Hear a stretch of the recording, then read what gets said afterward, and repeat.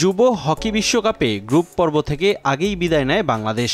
বাদ পড়া ৮ দলের মধ্যে স্থান নির্বাচনী পর্বকে আনুষ্ঠানিকভাবে চ্যালেঞ্জার ট্রফি নামে স্বীকৃতিও দিয়েছে আন্তর্জাতিক হকি সংস্থা। লড়াইটা মূলত বিশ্বকাপের ১৭তম স্থান নির্বাচনী ম্যাচ।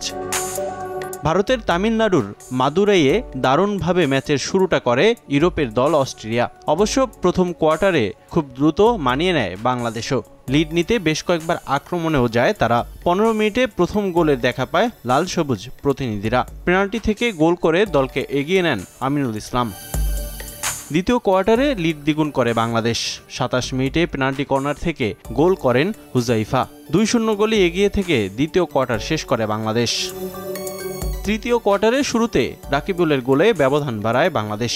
কোয়ার্টারের শেষ দিকে অবশ্য গোল করে ব্যবধান কমায় অস্ট্রিয়া। যদিও ব্যবধান বাড়ানোর সুযোগ পায় লাল সবুজ, কিন্তু পেনাল্টি কর্নারের সুযোগ কাজে লাগাতে পারেনি তারা। ৩-১ গোলের লিডে বিরতিতে যায় বাংলাদেশ।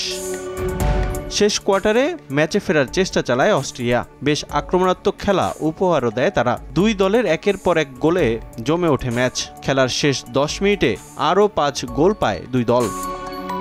৫০ মিনিটে নিজের জোড়া গোল পূরণ করেন আমিরুল। পরের মিনিটে বেঞ্জামিনের গোলে ব্যবধান ৪-২ করে অস্ট্রিয়া।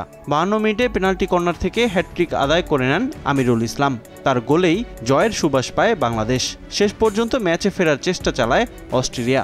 আগ্রাসী খেলে ম্যাচে মোমেন্টাম বদলে দেয় তারা।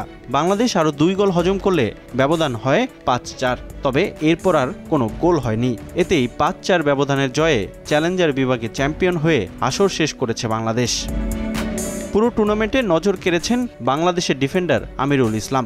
দলের শেষ ৩ ম্যাচ জয়ে বড় ভূমিকা ছিল তার। পুরো আসরে খেলা ৬ ম্যাচে আমিরুল ৫ হ্যাটট্রিকে করেছেন ১৮ গোল। এখন পর্যন্ত টুর্নামেন্টের সর্বোচ্চ গোলদাতাও তিনি।